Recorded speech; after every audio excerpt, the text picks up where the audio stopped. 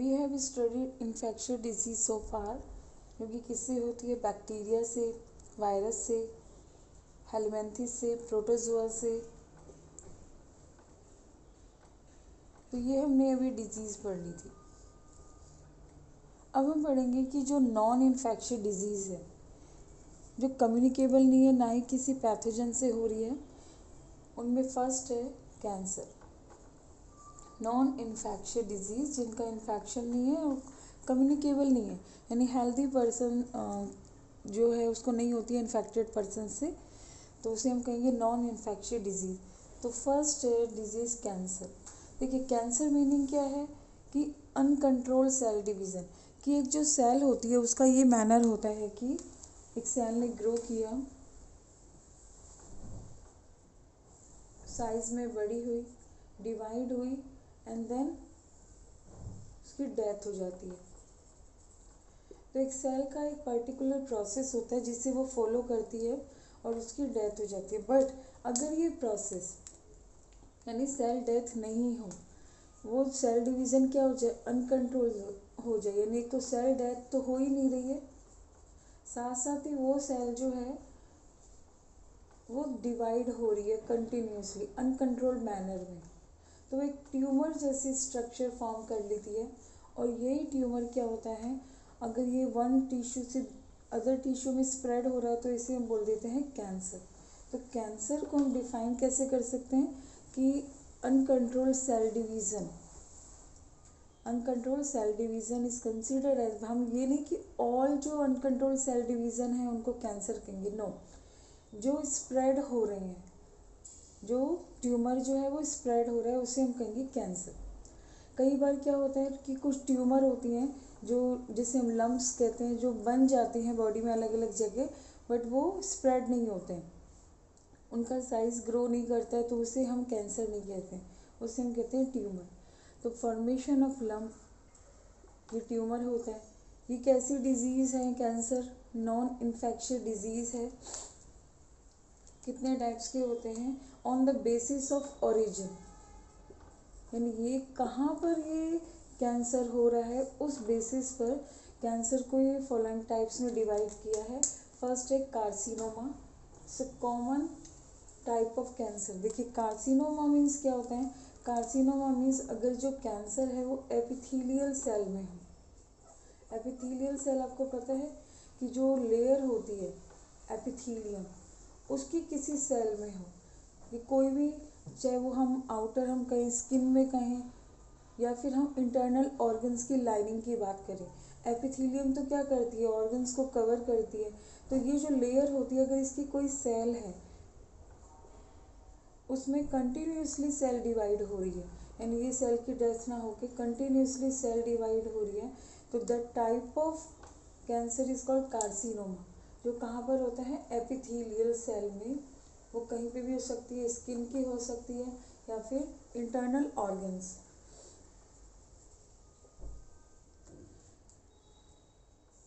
Next is sarcoma. देखिए sarcoma कौन सा कैंसर है? सार्कोमा जो है जो मीजोडर्म में होता है, मीजोडर्म ओरिजिनेटेड है, यानी कनेक्टिव टिश्यू, जो कनेक्टिव टिश्यू जैसे मसल, कार्टिलेज, इनमें अगर हो जाए तो वो है सार्कोमा टाइप ऑफ कैंसर। तो यहाँ लिख देते हैं जो मसल, लिगामेंट यानी कनेक्टिव टिश्यू में अगर कोई कैंसर हो जाए।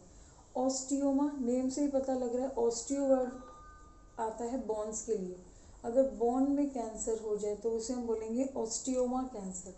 फाइब्रोमा, फाइब्रोमा मीन्स होता है कि अगर फाइबर लाइक स्ट्रक्चर, कि अगर फिलामेंट्स जो टिश्यू है उनमें कैंसर हो जाए, फिलामेंटस सेल या टिश्यू में कैंसर हो जाए तो उसे हम बोलेंगे फाइब्रोमा। ग्लियोमा क्या होता है? देखिए ग्लियोमा एक ग्लियल सेल, जो न्यूरोग्लियल सेल होती है, ये नर्वस टिश्यू, नर्वस सिस्टम है, इसका ये पार्ट बनाती है ग्लियोमा। अगर इसमें सेंट्रल नर्वस सिस्टम के ग्लियल पार्ट में अगर हो जाए, नर्वस सिस्टम जो है उसके टू कंपोनेंट्स होते हैं, न्यूरॉन सेल, न्यूरॉन जो बोलते हैं नर्व सेल, और न्यूरोग्लियल पार्ट। तो न्यूरो जो ग्लियल पार्ट है उसमें भी अगर कैंसर हो जाए यानी कंटिन्यूसली सेल डिवाइड हो तो that type of cancer is called glioma. Melanoma, melanocyte कहाँ पर प्रेजेंट होती है? स्किन में प्रेजेंट होती है, और स्किन की अगर इन सेल में कैंसर हो जाए तो बहुत ही डेंजरस है, उस टाइप के कैंसर को कहेंगे मेलेनोमा। लिम्फोमा, लिम्फोमा मीन्स होता है लिम्फोसाइट्स में या फिर लिम्फोसाइट या लिम्फ नोड्स में। लिम्फ नोड्स जो होते हैं अंडर आर्म पिट और थ्रोट में जो टॉन्सिल जो है ये लिम्फ नोड्स होते हैं, अगर इनमें कैंसर हो जाए तो इसको हम कहेंगे लिम्फोमा। जो ब्लड कैंसर है that is type of lymphoma. Lymph nodes में हो जाए या लिम्फेटिक सिस्टम में हो जाए उस कैंसर को कहेंगे हम लिम्फोमा। ये तो हो गया ओरिजिन के बेस पे। अगर हम टाइप करें, अगर हम बात करें कि इसके टाइप की कि अगर कैंसर जो होता है वो अगर इस इन्फेक्शन कि कैसे स्प्रेड हो रहा है, कैंसर टाइप कि ट्यूमर किस टाइप का, तो ये भी 2 टाइप्स के होते हैं, बिनाइन, मैलिगेंट।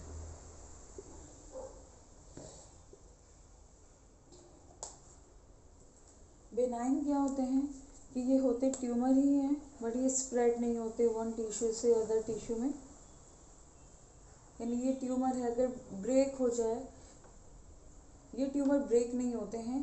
बेनाइन जो होते हैं tumour doesn't break, doesn't spread. Spread मतलब कि एक पार्ट से, एक ऑर्गन से दूसरे ऑर्गन में स्प्रेड नहीं होते, and they can be removed easily, इसे सर्जरी से रिमूव कर सकते हैं। तो उस टाइप को कहते हैं बेनाइन। ये हार्मलेस होते हैं एक्सेप्ट ब्रेन ट्यूमर।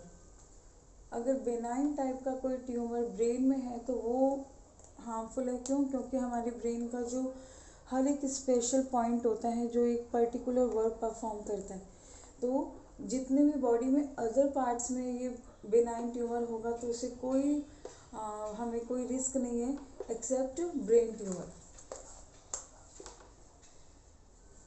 क्योंकि ये साइज में ग्रो नहीं करते हैं, ये स्प्रेड नहीं हो रहे हैं, ब्रेक नहीं हो रहे हैं, and they can be removed easily. But malignant जो होते हैं वो इसके अपोजिट हो गए। ये ट्यूमर साइज में ग्रो करते हैं, ग्रोज इन साइज, और साइज में ग्रो करके ये ब्रेक हो जाते हैं, और इनके जो पार्ट्स हैं जिस जिस ऑर्गन्स में जाते हैं ये वहाँ कैंसर कर देते हैं। लीवर में चले गए तो लीवर में कैंसर, पैनक्रियाज में गए तो पैनक्रियाज, प्रोस्टेट, लंग्स कैंसर, इस तरह से हो जाता है। तो मैलिगेंट जो है, जब इस टाइप का कोई भी कैंसर है जो ट्यूमर ब्रेक हो रहा है और एक ऑर्गन से दूसरे ऑर्गन में फैल रहा है, इस प्रोसेस को कहते हैं मेटास्टेसिस। मेटास्टेसिस जो है ये कैंसर लाइफ थ्रेटनिंग है, इस कैंसर को कंट्रोल करना भी मुश्किल है, और इसमें ये जो ट्यूमर है अगर इंटरनल ऑर्गन्स में है तो इसे रिमूव भी नहीं कर सकते, इसके लिए रेडियोथेरेपी और कीमोथेरेपी देती है इनके ट्रीटमेंट के लिए। तो एक्चुअल में जो कैंसर हम बोलेंगे तो वो मैलिगेंट कैंसर हो गया कि वो एक पार्ट से दूसरे ऑर्गन में स्प्रेड हो रहा है। डायग्नोसिस कैसे होगा कैंसर का? देखिए, डायग्नोसिस से पहले, डायग्नोसिस तब होगा जब इसके कोई सिम्टम्स अपीयर होंगे। तो ऐसा बॉडी में कैसे पता लगता है कि कैंसर हो रहा है? तो उसके कुछ सिम्टम्स हैं जो कुछ अर्ली साइंस होते हैं। एक्चुअल में 20% ही लोग होते हैं जिनको इनिशियल स्टेज में पता लगता है कि कैंसर हो रहा है बॉडी में, और उनके बचने के चांसेस 80% है। बट 80% लोगों को पता लगता है 3rd या 4th स्टेज में, और वो कैंसर ट्रीट होने के 20% चांसेस होते हैं। तो कुछ ऐसे साइंस, अर्ली साइंस होते हैं, कुछ ऐसे इनिशियल सिग्नल होते हैं जिनसे पता लगा सकते हैं कि बॉडी में कुछ चेंजेस आ रहे हैं जिन्हें इग्नोर नहीं करना चाहिए। First is sudden weight loss, second mild fever, third constipation और इंडाइजेशन जो क्योर भी हो रहा है लेकिन फिर वापस रीअकरेंस भी हो रही है। कॉन्स्टिपेशन या डायरिया, इंडाइजेशन, ये बॉडी में क्योर भी हो रहा है लेकिन वापस से हो रहा है, तो इस मीन्स कि आपके जो डाइजेस्टिव सिस्टम है वो प्रॉपरली वर्क नहीं कर रहा है। Any swelling sorry any swelling है, बॉयल हो रहा है, कोई ब्लिस्टर है बॉडी पर, जो क्या हो रहा है, क्योर नहीं हो रहा है या फिर रिकर्स हो रहा है multiple times after getting cured. Body orifice से यानी बॉडी जो हॉल्स हैं उनसे कोई डिस्चार्ज हो रहा हो। ऑरिफिस मीन्स पोर, जो हमारे एक्सटर्नल पोर्स हैं उनसे कोई डिस्चार्ज होने लगे, वो ब्लडी डिस्चार्ज या अदर कोई डिस्चार्ज है तो it may be sign of cancer. Presence of lumps, कि बॉडी में कहीं आपको लम्प फील हो रहा है जो साइज में ग्रो कर रही है, अदरवाइज अगर वो साइज में ग्रो नहीं कर रही तो वो कैंसर नहीं है। अगर कोई लम्प फील हो रही है और उसका जो साइज है वो इंक्रीज हो रहा है तो भी वो एक साइन है कैंसर का। इनडाइजेशन बात कर ली है हमने, या तो कॉन्स्टिपेशन हो या डायरिया हो जाए।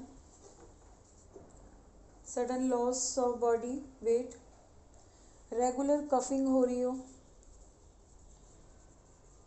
या सॉर थ्रोट हो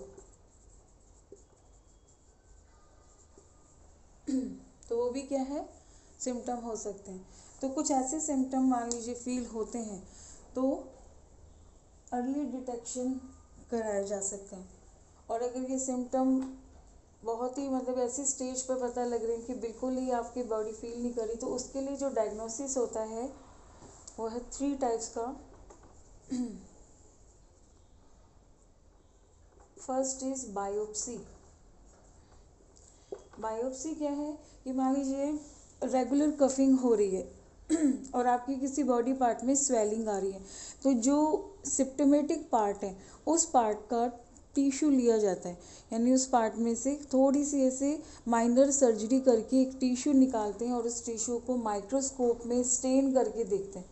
तो वहाँ पर उसकी स्टडी करते हैं कि ऐसा कोई कैंसर तो नहीं है। तो अगर अनकंट्रोल्ड सेल डिवीज़न विजिबल होता है इट मीन्स कैंसर। और ये भी पता लगता है अगर वहाँ के टिश्यू ब्रेक हो गए हैं तो वो कैसा कैंसर है, मेटास्टेसिस है। यानी इसमें ये भी पता लग जाता है बायोप्सी में, ये माइक्रोस्कोपिक स्टडी होती है कि जैसे किसी पार्ट का लिया, लीवर का लिया, लंग्स का लिया, तो स्मॉल पार्ट क्या होते हैं एक्सटर्नली इंजेक्ट करके ये विड्रॉ करते हैं, वो फ्लूइड है और वो सेल है, और ये जो टिश्यू है इसको फिर माइक्रोस्कोप में स्टेन करके स्टडी करते हैं, तो वो हो गया बायोप्सी। सेकंड है CT scan. CT scan means होता है कंप्यूटेड टोमोग्राफी। कंप्यूटेड टोमोग्राफी में क्या होता है कि जो पर्सन है उसके इंटरनल ऑर्गन्स है, या तो एक पर्टिकुलर ऑर्गन या फिर पूरी बॉडी का क्या हो रहा है कि एक्सरेज इंसिडेंट होती है।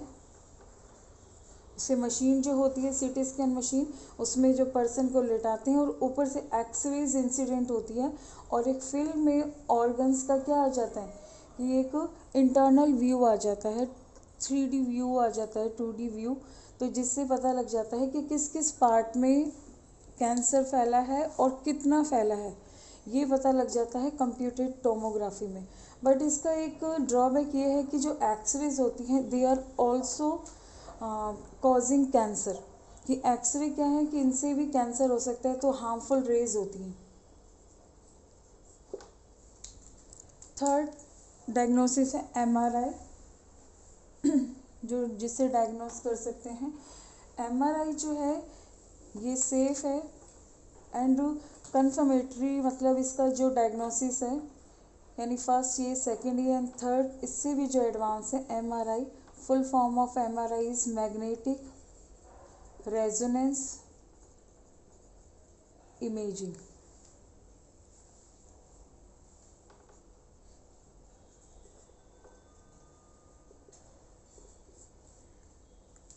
इसमें भी एक मशीन जो होती है वहाँ पर एक अराउंड मैग्नेटिक फील्ड जनरेट होता है और साउंड वेव्स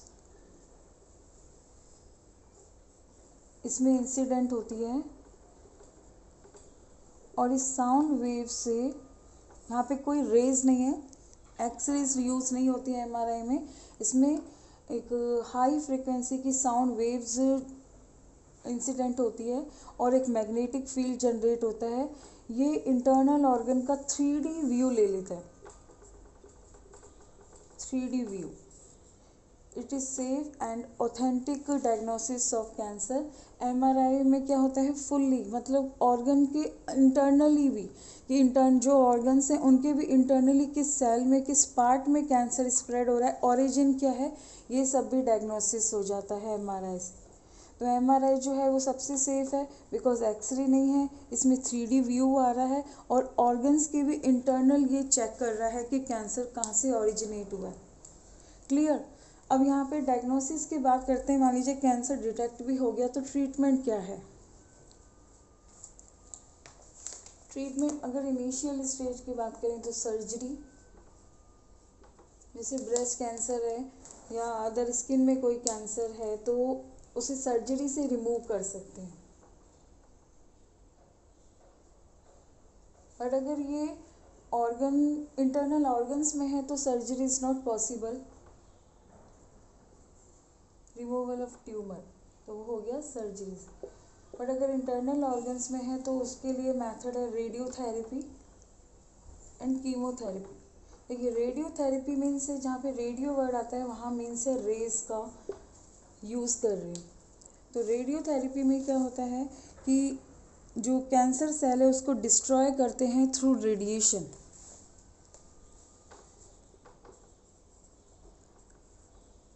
रेडिएशन के थ्रू कैंसर सेल को डिस्ट्रॉय करते हैं। इसका ये ड्रॉबैक है कि कैंसर सेल के साथ साथ नॉर्मल सेल भी डिस्ट्रॉय होती हैं। ठीक है, तो ये होता है रेडियोथेरेपी, कॉम्बिनेशन होता है रेडिएशन का। Third is chemotherapy. Chemo word से ही पता लग रहा है कि केमिकल इसमें इंट्रोडक्शन होता है कीमोथेरेपी में, कि इसमें जो हैवी ड्रग्स दिए जाते हैं जो पेशेंट को, उनको ट्रीट किया जाता है, यानी एंटी कैंसर ड्रग्स होते हैं, जैसे पेनिसिलिन है या अदर एंटी कैंसर कुछ ड्रग्स जो आ रहे हैं, ये भी क्या करते हैं, कैंसर सेल को डिस्ट्रॉय करते हैं। सेम ड्रॉबैक, कैंसर सेल के साथ साथ नॉर्मल सेल भी डिस्ट्रॉय हो जाती है। और इसका जो मेन ड्रॉबैक है कि एक तो वेट लॉस हो जाता है, एनीमिया हो जाता है, क्योंकि रेड ब्लड सेल भी डिस्ट्रॉय हो जाती हैं तो एनीमिया यानी ब्लड जो होता है वो बिल्कुल बहुत कम हो जाता है, एनीमिया तक हो जाता है। एंड हेयर फॉल भी हो जाता है, हेयर लॉस भी हो जाते हैं, क्योंकि हेयर तो क्या है, डेड सेल्स हैं। हेयर सबसे जो हम कहेंगे कि हमारी बॉडी की सबसे वीक सेल्स होती हैं जो सबसे पहले जाती हैं कीमोथेरेपी में। इसके ये साइड इफ़ेक्ट्स हैं। तो है क्या कीमोथेरेपी। कीमोथेरेपी में जो कॉम्बिनेशन होता है एंटी ड्रग्स का, एंटी कैंसर ड्रग्स का, उससे ये कैंसर को ठीक करते हैं। कई बार कुछ कैंसर ऐसे होते हैं कि जिन्हें कॉम्बिनेशन से ठीक करते हैं, यानी सर्जरी भी हुई है एंड रेडियोथेरेपी एंड कीमोथेरेपी का कॉम्बिनेशन भी दे रहे हैं कि वो कैंसर का रिकरेंस नहीं हो। और एक और जो स्टार पॉइंट लगा के आप लिख लेना कि इंटरफेरॉन्स, ये एक एंटीवायरल टॉक्सिन होता है। एंटीफेरॉन्स जो होते हैं ये एक्टिविटीज़ क्या करती हैं, ये इम्यूनो सिस्टम में जाके, कुछ ऐसे कैंसर होते हैं जो वायरल एक्टिवेशन से होते हैं, तो इंटरफेरॉन्स क्या करते हैं, इंटरफेरॉन्स के अगर एडमिनिस्ट्रेशन करे उस पेशेंट में तो वो कैंसर क्या है कि वो बढ़ता नहीं है या फिर दोबारा नहीं होता है। ये उनमें होता है जिनमें कैंसर किससे हुआ है, वायरल एक्टिवेशन से हुआ है। कॉजेज़ भी देख रहे हैं हम कि कैंसर क्यों हुआ है। ऐसे एजेंट जो नॉर्मल सेल को किस में कन्वर्ट कर दें, कैंसर सेल में कन्वर्ट कर दें, उन एजेंट्स को कहते हैं कार्सिनोजन। कार्सिनोजन वर्ड यूज़ होता है कैंसर के लिए, कार्सिनोजन। ऐसे एजेंट जो क्या कर देते हैं, कैंसर कर देते हैं किसमें, यानी नॉर्मल सेल जो है, जो नॉर्मल सेल ग्रो करती, डिवाइड होती है एंड देन उसकी डेथ हो जाती है, तो वो तो है नॉर्मल सेल। बट अगर यही सेल ग्रो करती, डिवाइड होती बट उसकी डेथ नहीं हो रही है, डिवाइड एंड डिवाइड, तो वो हो गई कैंसर सेल। तो कुछ ऐसे एजेंट है, मीडियम है, कॉजेज़ हैं विच कॉज नॉर्मल सेल, यानी कन्वर्ट कर देते हैं नॉर्मल सेल को किसमें, कैंसर सेल में। They are called as carcinogen. तो उनमें क्या क्या है कार्सिनोजन में, स्मोकिंग,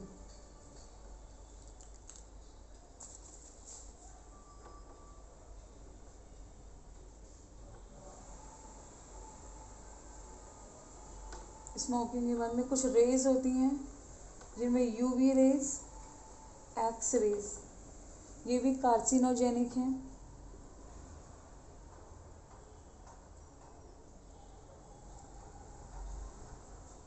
ओंकोवायरस, ओंको मीन्स होता है कैंसर, ओंकोलॉजी यानी study of cancer. Onco word किसके लिए आया है, कैंसर के लिए। तो बॉडी में कुछ ऐसे वायरस स्टिमुलेट हम कहेंगे कि हो कर देते हैं, कैसे कि वो कुछ ऐसे जीन्स होते हैं जो डोमिनेंट, हम कहेंगे डोरमेंट स्टेज में होते हैं। डोरमेंट मीन्स कि वो कभी भी एक्सप्रेस नहीं हो रहे हैं, उनको सप्रेस किए हुए हैं, और वो वायरस क्या कर देते हैं, उन जीन्स को एक्टिवेट कर देते हैं, और एक्टिवेट करके बॉडी में केमिकल चेंजेस कर देते हैं जिससे सेल की डेथ नहीं हो रही है, तो वो हो गए ओंकोवायरस। तो यहाँ पे ये बायोलॉजिकल एक कॉज हो गया है, रेज क्या हो गया, रेडिएशन, फिजिकल रेज है, और स्मोकिंग क्या हो गया है, केमिकल कॉज हो गया। तो ये जो पार्ट हम ये कुछ कॉजेज़ हैं जो कार्सिनोजन हैं जो कैंसर फैला सकते हैं। तो यहाँ हमने टाइप्स पढ़े कैंसर के, और ट्रीटमेंट पढ़ा, एंड डायग्नोसिस एंड कॉजेज़। तो जो कैंसर है इसके बारे में अगर और डिटेल आपको आनी है तो वो उसका एक हम अलग से टॉपिक बना लेंगे। स्पेसिफिक जो ऑर्गन्स हैं उनके कौन कौन से कैंसर होते हैं, उसका एक टॉपिक हम नेक्स्ट वीडियो में पढ़ेंगे। Thank you.